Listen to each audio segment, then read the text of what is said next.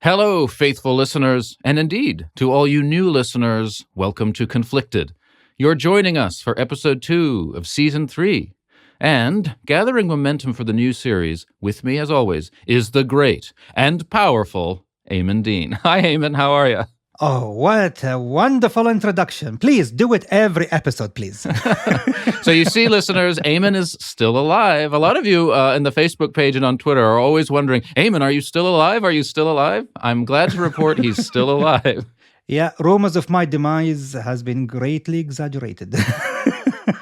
In fact, I'm glad to report that I'm still alive because I am convalescing from COVID-19. It finally struck me down. I thought I was going to get through this pandemic without being hit, but I got it. I got the bug. And who advised you to get some home therapy and home medicine? It's true. I immediately called you, Eamon, and you were very kind. You gave me your wife's sort of, I'm not going to say peasant remedies, but, natural remedies, informed from long experience, no doubt. Exactly. Okay, Eamon, what do you say? Shall we dive right in? Absolutely.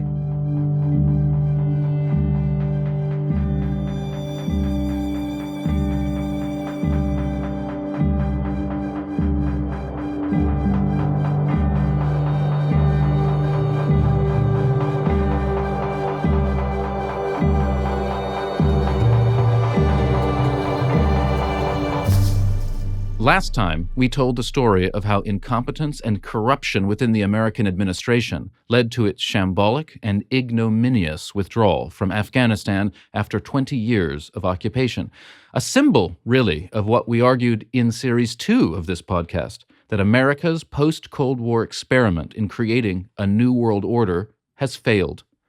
After the downfall of the Soviet Union, it looked to many observers that America was the last man standing, and that its model of global governance rooted in liberalism, capitalism, and quote-unquote rules-based internationalism, backed up by American military and financial power, would dominate the world forever. As we stated, this idea was made most famous by Francis Fukuyama in his book The End of History and the Last Man. Fukuyama's book appeared in 1992. 4 years later, a riposte of sorts was published by Samuel Huntington.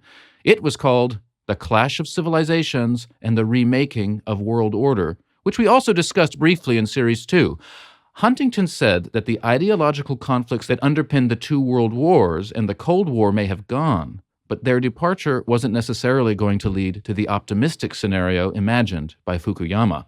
Rather, the period of Western superdomination was coming to a close, as the rest of the world fitfully caught up with the West. The West won the world, Huntington wrote, not by the superiority of its ideas or values or religion, but rather by its superiority in applying organized violence. Westerners often forget this fact. Non-Westerners never do. Now, as technological parity drew closer, geopolitics would return to how things had always been since time immemorial, a world of distinct civilisational zones, between which would be encounter, competition, and conflict. The Cold War division of humanity is over, he wrote. The more fundamental divisions of humanity, in terms of ethnicity, religions, and civilizations, remain and spawn new conflicts. Human history is the history of civilizations. Now, to prepare for this episode, I reread The Clash of Civilisations, and I can't pretend I liked it all that much. Huntington's thesis is so broad that it can pretty much accommodate anything, reducing its analytical power. Plus, there's the thorny issue of what civilization really means. It's such an elastic concept that it can be stretched to include pretty much whatever he wants. As he basically admits, civilizations, he writes, have no clear-cut boundaries and no precise beginnings and endings. People can and do redefine their identities, and as a result, the composition and shapes of civilizations change over time. Civilizations are nonetheless meaningful entities, and while the lines between them are seldom sharp, they are real. Right, that's it from Huntington. Series 3 is not going to be about his book. As I said, I don't really rate it. But we have named this series Clash of Civilisations, and we are going to use that idea as our launching point to explore a lot. On the surface, having just narrated the end of America's quote-unquote empire in the Middle East, if it is indeed the end, in this series, we're going to tell the story of that empire from the beginning, which basically means we're going to tell the story of the Cold War as it played out in the Middle East. America and the Soviets both maneuvering for dominance in the region, both trying to stamp their model of modernity upon it, both inheriting imperial structures from the previous period of European colonialism, both giving rise to resistance movements of various stripes. All of this is fertile ground for asking the question, does an essential clash of civilizations underlie the Middle East's experience of modernization? But in a way, that's just on the surface. Underneath, we'll be feeling our way to even deeper, more universal, and more ancient questions. Questions of meaning and religion and the wider arc of history as it plays out on the stage, really, of the human imagination, where matter and spirit, concept and reality, time and eternity meet, mingle, and clash. Big stuff. Right, that's my opening spiel. Eamon, how does that all sound to you? You up for it? Well, between you and me, Thomas, I was listening to you and I was wondering, some university there, is missing its professor. Oh, that's very kind of you. Right, so let's start by discussing what civilization means. It is a very difficult concept. In the West, we tend to contrast civilization with, barbarism. What do you call it? The uncivilized world. It's a very difficult concept to grasp, especially since in the Western world, we have been, quote unquote, in our own minds at least, civilized for a very long time. But what interests me, Eamon, is that you actually come from a world where the dichotomy between the civilized and, let us say, the uncivilized is still quite fresh. I mean, in Arabic, the word for civilization, al-hadara, is contrasted with its opposite, al-badawa. Explain to us the difference between these two words. I mean, al-hadara really means the settled, those people who don't move around. Al-badawa, from which the word Bedouin comes, are the nomads. But I think as recently as 50, 60, 70 years ago in Arabia, the distinction between those who lived a settled, civilized life and those who did not was really apparent. Is that right? Yeah, because let me put it this way. I mean, for the Arabs, in particular, definition, extend into two spheres here. The physical sphere, and the non-physical sphere. So for the physical sphere, when you say to about someone hadari, as someone who is civilized, actually, the word doesn't translate into civilized in English. It actually translates into urbanized. So they say someone who's urbanized and someone who is nomad. Because why? The Arabs, they always stressed that hadara, or in other words, civility, sometimes can be observed and maintained by nomads more than sometimes the urbanized. This is very interesting because throughout human history, there has been a sort of conflict, if you like, a tension between these concepts of the civilized and the uncivilized. On the one hand, people from the safety of their stone walls in cities looking out at the wilderness, seeing nomadic peoples. On the one hand, they feared them. They held them in contempt. They saw that their manners and morals were less refined. But on the other hand, they valorized them. They thought that they had a kind of unsullied nobility of soul. So there was a strange tension there. For me, if I'm looking for the perfect Arabic definition of what civilization means, whether it is for the urbanized or the nomad, it is summarized by the Egyptian poet Ahmad Shawqi, who is nicknamed the Prince of all Arab poets, Amir al-Shu'ara. He said, وَإِنَّمَا الْأُمَمُ الْأَخْلَاقُ مَا بَقِيَتْ, that nations' foundations are manners. So civilization equal manners. Therefore, it's your manners that determines how civilized you are, regardless of your urbanized or nomadic status. That's interesting. However, I distinctly remember the first time that I visited Riyadh, the capital of Saudi Arabia, and I was driving around with my colleague, who was a Saudi middle-class gentleman who'd grown up in Riyadh, and we stopped at a police checkpoint, and he had to roll down his window, and the policeman and he had a bit of banter about them, and we drove off. And as we drove off, he chuckled to himself, and he said, Bedu, as if the person that he had just had this exchange with was sort of cute, but clearly rough around the edges. So that was the idea, that his manners, if you like, weren't very refined, but he was sweet. He treated him a bit like a child, I have to admit. Unfortunately, I am as guilty. Whenever I visit Saudi Arabia, I always distinguish immediately between those who are urbanized and those who are coming from a Bedouin background. They are no longer nomad, but it's still this lack of certain refinement is still there. And yet those who lack the certain refinement, they're not going to tell you, oh sir, how are you, whatever, all of that. Like he would say, papers please, show me your this, show me that, whatever. But nonetheless, if he feels that you are in distress, and if he feels that you are in need, he will be quicker, much quicker than the urbanized person to offer you help, support, and to see this in his entire manner change completely.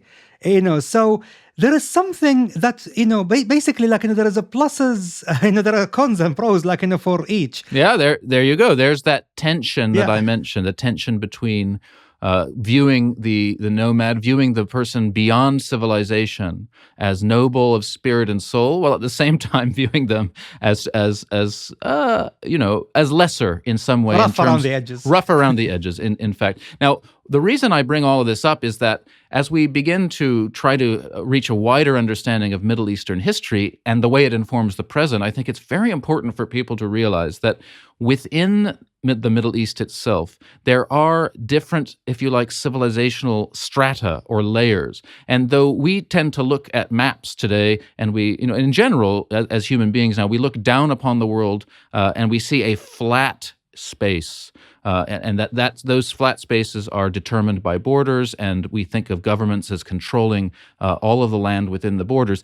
In historical terms, that's not really what happened at all, and that within these spaces, there were cities and there were villages, and there were at the same time these nomadic peoples, and they were all mingling together. And often that distinction between a city life and a village life, an agricultural life, and a nomadic, a pastoral life, and a merchant life, that distinction was often not just divided civilizationally, but ethnically, religiously, linguistically. And all of these different peoples, all of these different modes of life were mingling and together to create a very rich but often conflictual tapestry. Does that make sense, Ayman? Of course, because even in Saudi Arabia, and my Saudi listeners will, I think will chuckle when they listen to this. The distinction here is between not only two classes, which is those who are of Bedouin, in other words, nomadic, roots, and those who are of, urbanized route, Hadari, but also there is the third class, which is, the Qarawi in Fusha, in classical Arabic, but also Grui, in the slang. El Grui. Yeah, El Grui. So whenever, actually, sometime if a Bedouin is no longer an insult, actually Grui is the insult, which means a villager. So if you really want to insult someone in Saudi Arabia, call him a villager. So, the farmers get no love. The farmers get no love in any civilization. Okay, because, the old kings of time, and to this day, among the royal families of Arabia, what is the favorite sport? Is it, farming? No, of course not. It's hunting. Yeah. With falcons and with, hounds and all of that. So, because hunting is the noble sport of kings, but farming, come on, this is for the peasants. And so, so actually in the hierarchy, of Arab, mentality, first there is the urbanized, educated ruling class, and then you have the Bedouins, or no longer nomadic, but they are descendants of Bedouins, they form most of the security and military apparatus. They are the warriors protecting the kingdoms, and then below them, peasants. So Well, this distinction between a kind of noble pastoral nomad people and a slightly corrupt, backwards agricultural people, this is as old as certainly the Bible. I mean, the story of Cain and Abel is 100% about this idea. Cain is the farmer. Cain is somehow corrupt and wicked. Cain murders unjustly his noble brother Abel, the pastoralist, the shepherd, and from Cain's lineage, it says, came all forms of wickedness, as well as technology and cities and civilization. So from the very beginning of the human sort of spirit trying to work out these things, as at least it's in the Bible, we see this tension and this conflict from the very beginning. Now, as Huntington wrote, defining civilization is not easy, but it does mean something. And whatever reality that word is gesturing towards, that reality plays a very real, if very complex and subtle role in history and in current events. Returning now, as we have so many times, to the years following the end of the Cold War in 1991, we can see this already playing out. In fact, in his book, Huntington provides a long list of examples from 1993 of how his civilisational paradigm was already manifesting itself in the post-Cold War world. We've discussed several already on Conflicted, the wars that followed the breakup of Yugoslavia, which you participated in, Eamon. Yeah, in Bosnia. The expansion of NATO into former Warsaw Pact countries, antagonizing Russia. Fighting in Central Asia between a weakened Russia and Mujahideen troops. But one sticks out, both because it involves a conflict we haven't discussed, and because it illustrates how ancient and how lasting these civilizational fault lines are. This conflict is the one between two small countries in the Caucasus region, Armenia and Azerbaijan. Now, dear listener, you may remember that starting in late September 2020 and lasting for about 6 weeks, a war broke out between Armenia and Azerbaijan over a disputed territory called Nagorno-Karabakh. This flare-up was the sequel to the conflict in 1993, which Huntington referred to, a clear sign that some places, at least, are still experiencing the fallout of the Cold War. But before we get into the details of the conflict, Eamon, in general, why have Armenians and Azeris been in conflict? We need several hours, but in order to condense this... Well, it's really about territory. The fight is really about territory. It's always about territory, but it's more than that. Don't forget, yes, the underlying reason is territory, but there is a reservoir of deep-seated, feelings, grievances, insecurities. We could talk about it forever. Historical grievances that could last, 1,000 years. But the reality is, as someone who been to the Caucasus, and I participated in the conflicts of the Caucasus, whether in Chechnya, Dagestan, and Azerbaijan. Yes, you went to Baku, which is the capital of Azerbaijan, in 1996. Is that right? Yes, indeed. And the reason you were there was to help smuggle, was it peanut butter mayonnaise to Mujahideen in Chechnya. Well, among other things, of course. So we have to understand that with such deeply held grievances that the Armenians feel about the fact that history was not kind to them for almost 1,500 years, and on top of the fact that their ancestral homeland seems to have been eaten piece by piece by continuous Turkic tribal migration starting in the 10th and 11th century, with Turkish tribes coming from the steppes of Central Asia, they were pushed and pushed and pushed, to the Caucasus regions, and that's it. Basically, it's just long list of grievances against Turkic people for almost 1,000 years. It's important for the listener to understand that the Armenians are among the oldest peoples in the world. in the Bronze Age, there was a network, a patchwork of Indo-European kingdoms that stretched across Anatolia and into the Caucasus. Anatolia and the Caucasus, really what is the modern state of Turkey. And those Indo-European peoples, you may have heard of the Hittites, for example. They're in the Bible, so they're sometimes well-known. They're sort of a famous people. But they were just one of many Indo-European peoples, which, during what's called the Bronze Age collapse, beginning in 1200 BC, sort of disappeared, certainly seemed to leave the historical record. They amalgamated, they were conquered. But out of that strange several centuries of conflict and civilizational dissipation, the Armenians emerged. And it seems that they were focused around, eastern Anatolia and into where they now live, around Lake Van in the eastern part of the Anatolian plateau. So we're talking a very old, a well-established people. They were the first kingdom to officially adopt Christianity. Before any other kingdom, before any other nation became Christian, the Armenians did. So they're very ancient and they're very proud of that antiquity. The Azeris are descendants of, well, from the perspective of Armenians, new Turkic arrivals. The Oghuz Turks, who entered what the ancients called Albania, which is where Azerbaijan is today, beginning in the 10th century. Now, there's echoes here of that civilized, uncivilized, or Hadara, Badawi split, of the Christian-Muslim split even. And these things still matter. So the Armenians, who are a civilized, quote-unquote, long-established Christian country, saw nomadic, pastoral, Turkic warrior peoples move into the valleys of the zone that they had been living in. And it created tremendous conflict. The Turkish migrations resulted in the establishment of many new states, long established, which echo to the present as well. And the Armenians felt like they were a people trapped between imperial zones. And if you look at the map of ancient Armenia, they're like the poles of the Middle East. They're sort of like Poland. They're always shifting back and forth, absolutely. Victims of various imperial power struggles. They were stuck there between Safavid Iran and the Ottomans. The Russians to the north got involved, and obviously to the south, various Arab peoples as well. So they're always in the middle.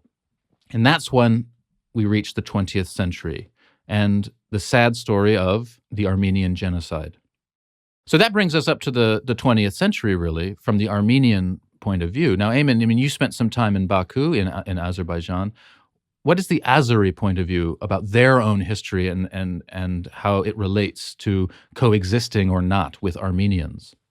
I remember when I met several Azeris, and some of them actually were Shia, some of them were Sunni. As you know, the Azeris are almost 70% Shia Muslims, but they are not the same as the Iranians in terms of their belief in the supremacy of the supreme leader of Iran. So basically, when you talk to them and they hear that I was in Bosnia fighting, against the Serbs and the genocide that happened there in Bosnia, they say, and what about the genocide that happened and the ethnic cleansing that happened against, your Azeri brothers and sisters in the Nagorno-Karabakh region?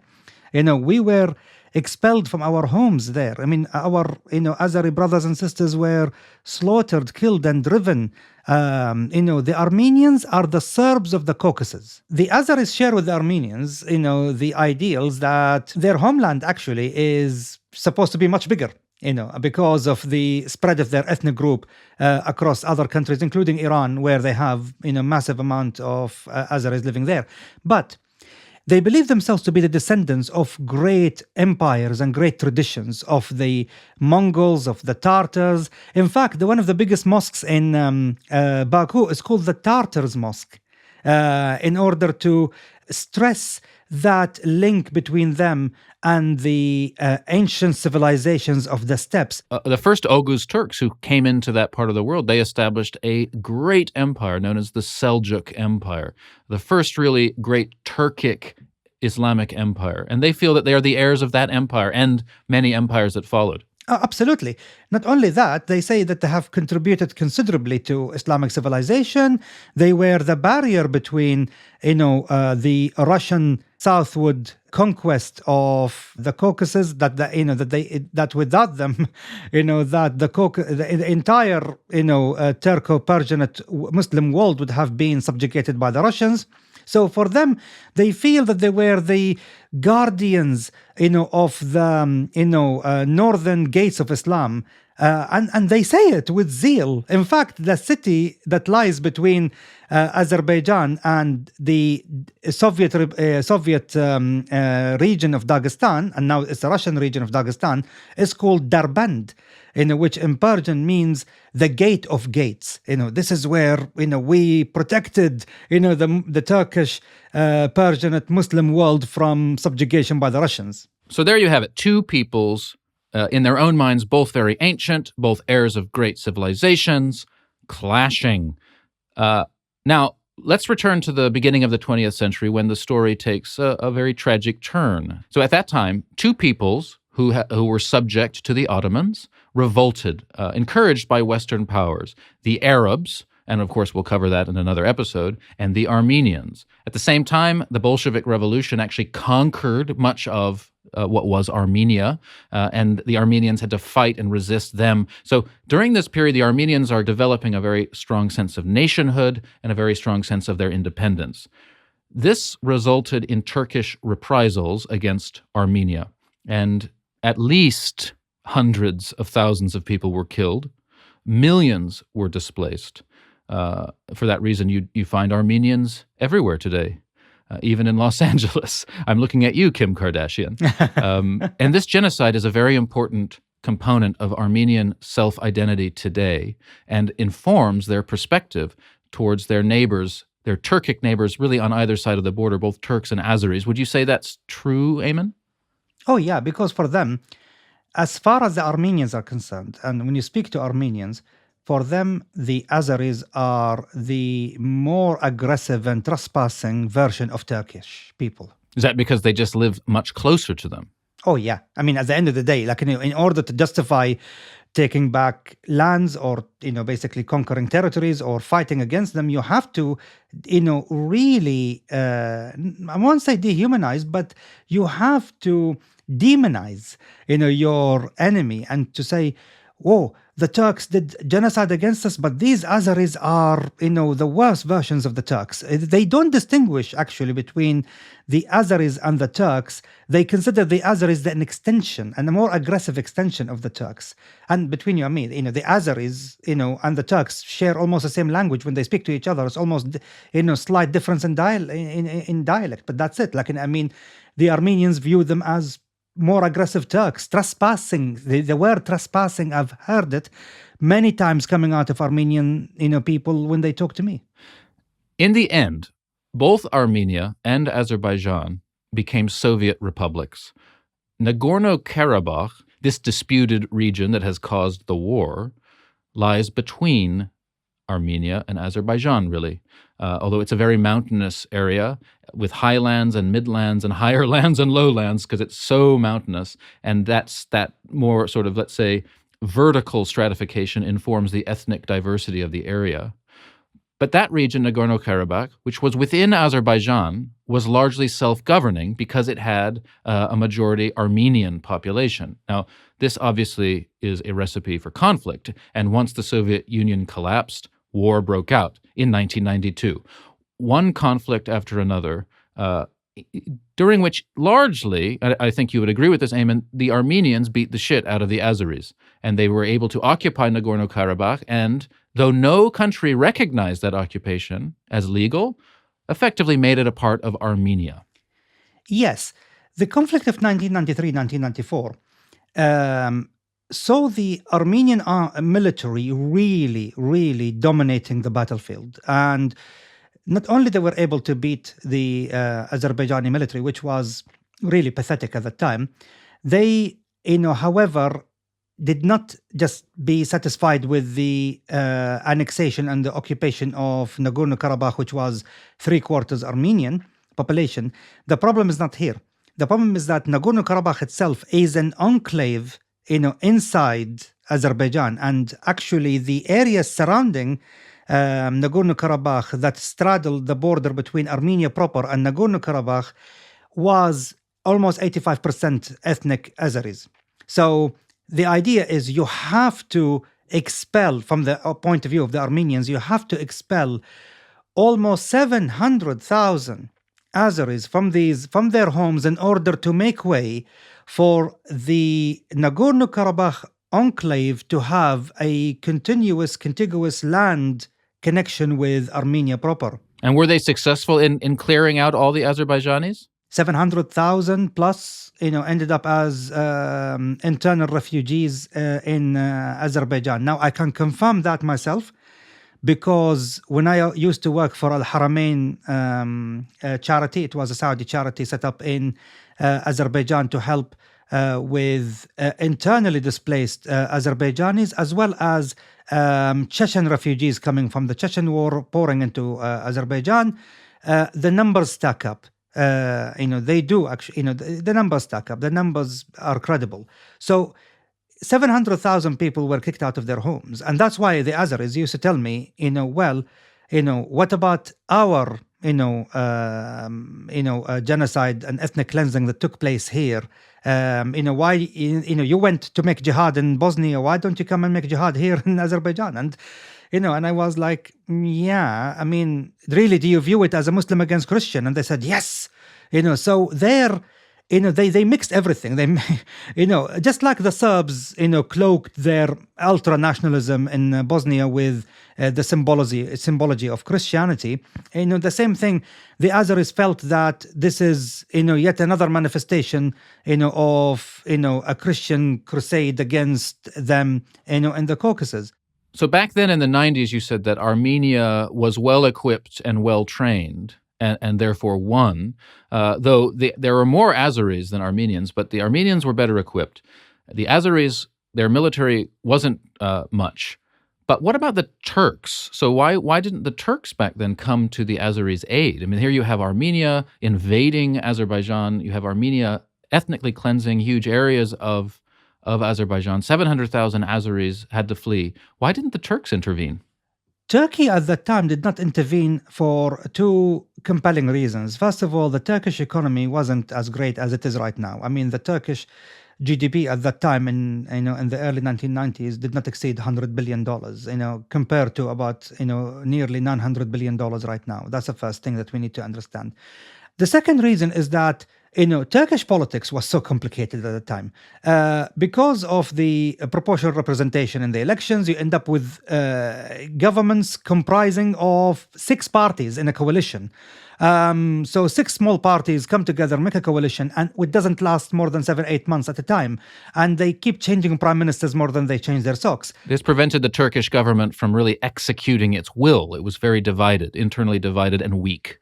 Exactly. The third reason, which is very important, they were fighting a war against the PKK. So a Kurdish Marxist, guerrilla, group, an insurgent group, basically, that were fighting a bloody war, in Anatolia against the Turkish military. It's funny that you bring up the Kurds, because the Kurds are yet another very ancient group who live in this part of the world, who are contesting their statehood and their nationality against competitors. So my goodness, it's a messy part of the world. So the Turks were poor. They were politically weak, and they were fighting a war with the Kurds, so they couldn't intervene. Now, at the time, the president of Azerbaijan was a man called Haydar Aliyev.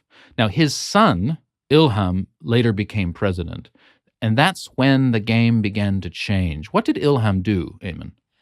Well, Ilham Aliyev is a man living in the future rather than living in the past. This is the best I could describe him. He basically realized that there is no point crying over lost territories. The question is, how do I take them back? So he started, a plan based on 3 simple, steps. First, grow the wealth of the nation through oil and gas exports. That's the first thing. Make Azerbaijan wealthy. The second, make Azerbaijan a diplomatically strong country by alliances with Russia, with Turkey, with Israel, and with Pakistan. So, this is how it all started. And then the third thing, make Azerbaijan militarily advanced, with technology and smart planning. 3 steps, that's it. While the Armenians were savoring their victory of the mid 1990s and they were very complacent, next door, Ilham Aliyev put these 3 plans into action and executed each one flawlessly.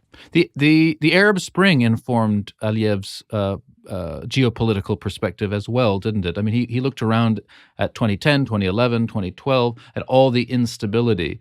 This encouraged him to strengthen his diplomatic ties both to Turkey and, surprisingly, to Israel. Well, he looks at the fact that he is sandwiched there between the Caspian Sea, Russia, mighty Russia, Turkey, and Iran. He doesn't trust Iran.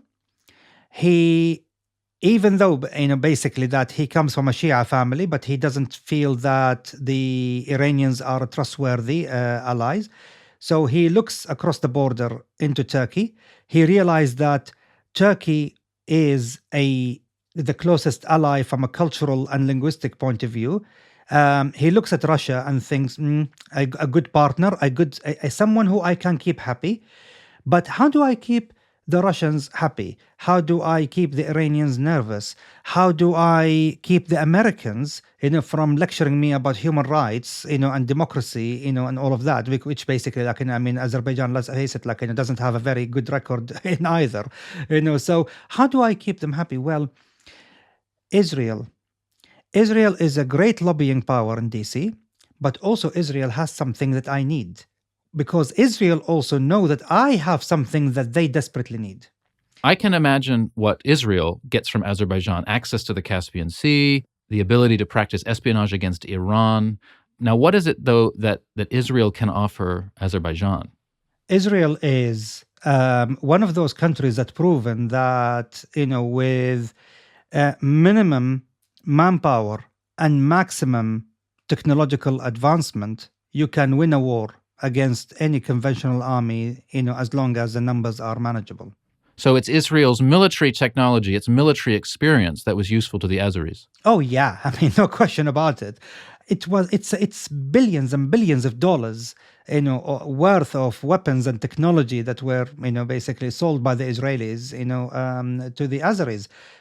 So that is one. But the other aspect that the Israelis can offer the President Ilham Aliyev is the lobbying power they have in DC in order to just keep the Americans away from criticizing or over-criticizing the regime of Ilham Aliyev's, records on human rights and democracy. Which was useful to Aliyev because Armenia has a pretty sophisticated lobbying effort in Washington as well. There are so many Armenians living in the United States, American citizens now, but of Armenian background. They're often very rich. Armenians abroad have succeeded in becoming a very wealthy merchant people. Now, the funny thing is, though, that Armenia itself, the Armenian country, the country of Armenia, isn't very rich. Why isn't it? It should be rich. If Azerbaijan can become rich, why can't Armenia become rich?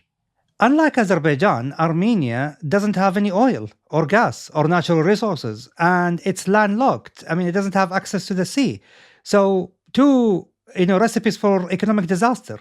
And at the same time, the brain drain, because the migration, it really, drained the, Armenian economy of important resource, which is the manpower, and the brain power that they need in order to develop. But also surrounded by hostility. You can be landlocked, and prosperous. Look at Switzerland. Exactly. Switzerland is famous for its banking sector, which I would have thought, given Armenians abroad, especially in Lebanon, for example, where Armenians are famous for their banking acumen, I would have thought that Armenia might be a financial center for that part of the world. Again, we come back to the fact that Armenia is not lucky with its neighbors. There is Iran. What do you do with Iran? Already under sanctions. There is Turkey, which is hostile to you and can, blockade you. There is Azerbaijan, which is at war with you. And then there is Georgia to the north. And Georgia is actually the country that became the banker, of the Caucasus. They are the ones who actually decided to become the center for banking operations in the Caucasus.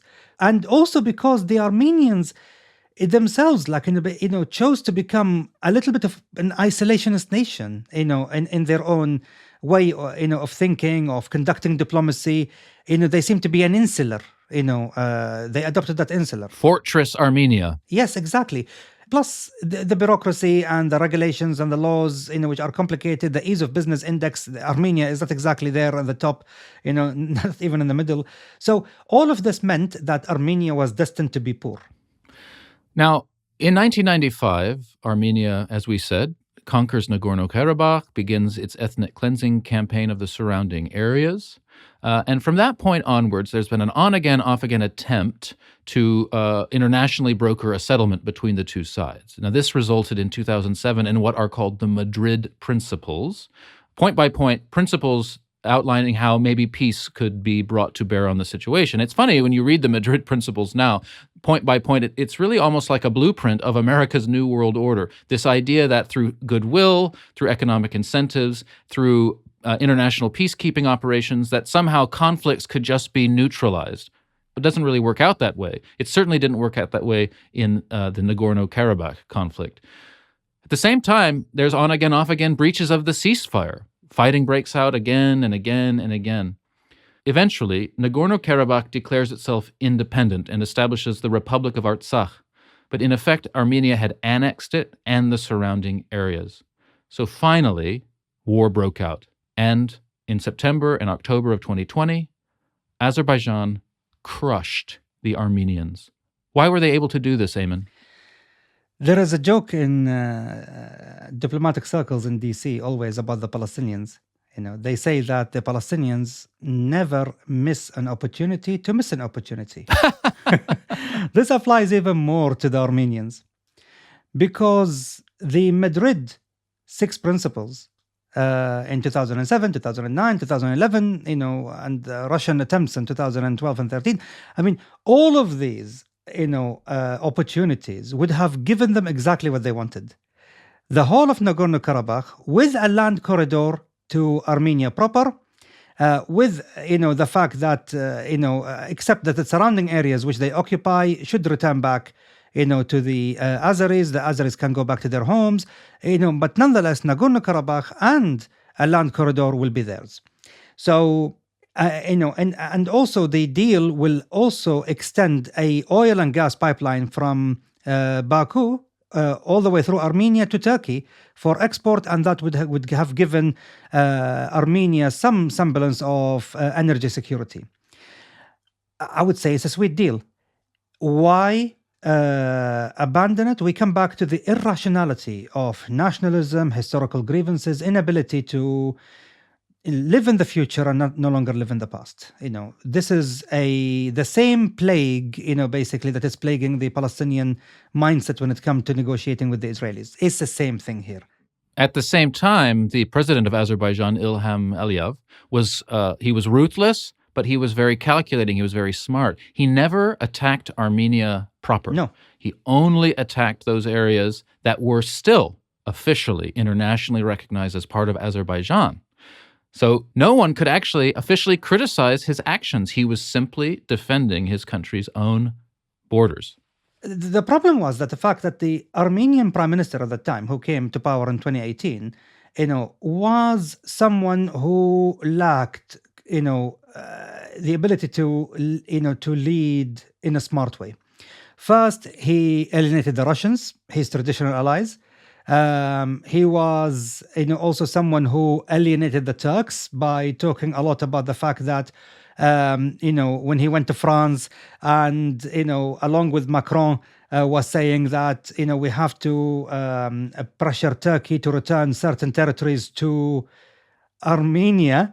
So as soon as you start claiming territories from Turkey, while I mean, that actually woken the Turkish, fears and also the belligerence of the Turks. I mean, do not step on the tail of the Turks. There is a famous, Turkish cat called the Angora. It has the bushiest tail you could ever see on any cat breed. But step on its tail and it will scratch you, and it will bite. It's the same thing here. The Armenian Prime Minister stepped on the Turkish Angora's cat, and as a result, the Turks took notice of this.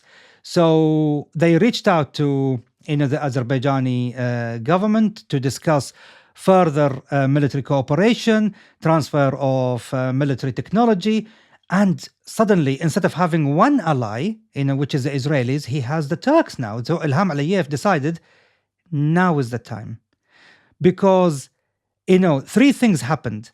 One, the Armenians are alienated from their traditional allies, the Russians.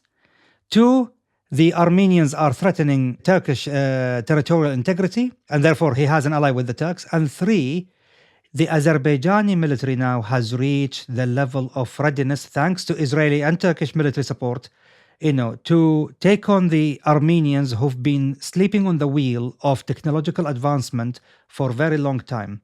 And that's really the main point. Since the 90s, the Armenian military hadn't developed to the same extent. So they were fighting a more conventional sort of war. They thought the Armenian fighting spirit would see them through, whereas all along, the Azeris had built up an extremely sophisticated, hyper-modern military. Describe that military a little bit, just a little bit. I mean, it involved the use of drones. What other sort of modern technologies did Azeris bring to the field? First of all, the most important element of any modern military is the ability to see your enemy while your enemy can't see you. So the ability to have air superiority, where your enemy cannot see you, but you can see them all the time, moving using drone surveillance technologies, means that you know where they are and they don't know where you are. So that's it. That's the first advantage you have. Your enemy is blind to your movement. You can see the enemy clearly everywhere. And the Azeris had that advantage. They were sort of using their drones, hovering over the battlefield. They could see their Armenian enemies on the ground, and they would just take them out. Exactly. At the same time, they are shooting down Armenian aircraft, and they are shooting down Armenian drones. In other words, basically, total air superiority. That's the first, win that the Azeris scored. Second is drone technology that is armed with small size but very smart bombs that can actually rain down on tanks and on artillery. So the Armenians have their rocket launchers. They have their T-72 advanced, semi-advanced Russian tanks. They have their artillery pieces. They can field them, but as soon as they put them in position, the Azeris basically, with several drones, each drone carry about 8 of these bombs. They can choose their targets and pick them one by one, and the Armenians can't do anything. They describe it's the equivalence of eagles hunting bunnies. Really, it's a war between eagles and bunnies. Also, there is this technology, coming out of Israel, and now even the Emiratis are actually, manufacturing it, called loitering munitions. Basically, it's a drone, small size, that actually travels around looking for military targets, something that looks like a rocket launcher or a tank, for the enemy, and then you don't need to do anything. It will have, its own system, its own guidance systems to recognize the enemy's vehicles, positions, and it will just attack it immediately. It's a suicide drone laden with explosive. It will just attack it. So they can launch hundreds of these. You mean this sort of technology operates without even a man on the ground directing it? No. But this is something out of science fiction. This is like out of the Terminator movies or something. Exactly. It can recognize, the enemy's vehicles, the enemy's tanks, because it's already fed into its algorithms that, this is a T-72 tank. This is a BM-40, rocket launcher. This is a 152 mils howitzer. Go and attack it, and it will go and attack it on its own. And you can launch dozens of these, and there is nothing, there is nothing, the Armenians can do about it, because they're too small to detect until it's too late.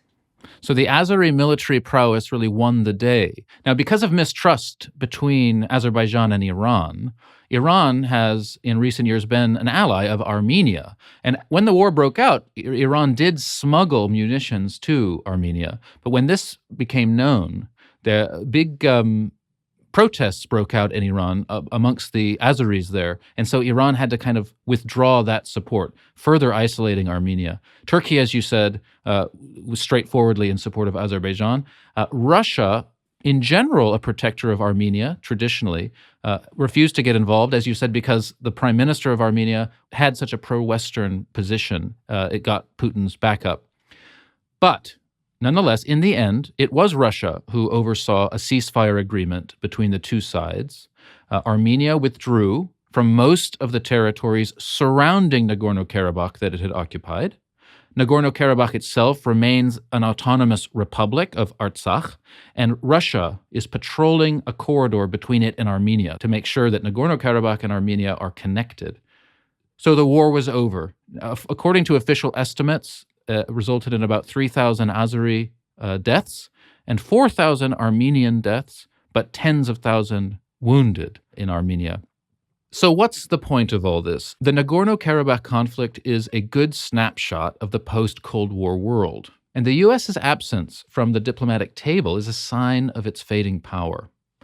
More importantly, the conflict reveals the depth of historical memory, how ancient history informs the present, and how the conflicts we see raging across the region are, in important ways, manifestations of the continuity of old civilisational fault lines. Just in this episode, we've had to go back to the Bronze Age to understand what's going on. We've touched on a number of historical turning points that will come up again and again this season. The Bronze Age, as I've said. The religious dimension, as paganism, Zoroastrianism, Judaism, Christianity, Islam, and many shaded areas in between work their magic on history. The ethnic dimension, as ancient dividing lines, Semite, Indo-Aryan, Greek, Turk, are still in the mix. The imperial dimension, as the three great imperial zones that comprised Islamic civilization from the Mongol invasions onward, the Ottoman, the Iranian, and the Mughals in India, weakened and collapsed in the face of European and then American power. All these dimensions are there, haunting the present, and in this series of Conflicted, we'll continue to shed light on them all as best we can, as we explore the complex legacies of the Cold War in the Middle East, and how that conflict often echoed earlier conflicts, both from the age of European imperialism and from the Islamic empires that preceded and overlapped with it. In a way, the Cold War began in the Middle East, when an Arabian king made a fateful decision. Instead of granting oil drilling rights to Britain, the region's foremost imperial power, he chose an upstart instead, the United States of America. That alliance between the White House and the House of Saud would become the linchpin of Cold War geopolitics, the echoes of which continue well into the present day.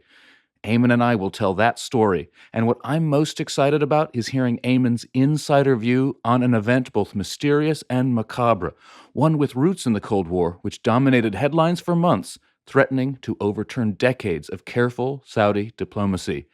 Stay tuned for Conflicted's take on the infamous assassination of Jamal Khashoggi. Oh, I'm so looking forward to it. As always, I'd like to extend the invitation to all listeners to join the Conflicted discussion group on Facebook, where you can connect with other fans of the show to discuss the themes and topics we cover in each episode, and be the first to hear all the latest news about future episodes. You can find the Facebook group by searching for Conflicted Podcast Discussion Group. You can follow us on Twitter and Facebook at MHConflicted. We're also pleased to announce that you can now subscribe to ad-free listening and upcoming bonus content for just 99p on Apple Podcasts. And over on Spotify, you can also listen ad-free. Search for Conflicted Extra to get access to future bonus episodes for just 99p a month. Okay, I think that's everything for today. We'll be back in 2 weeks. Conflicted is a Message Heard production. This episode was produced and edited by Rowan Bishop.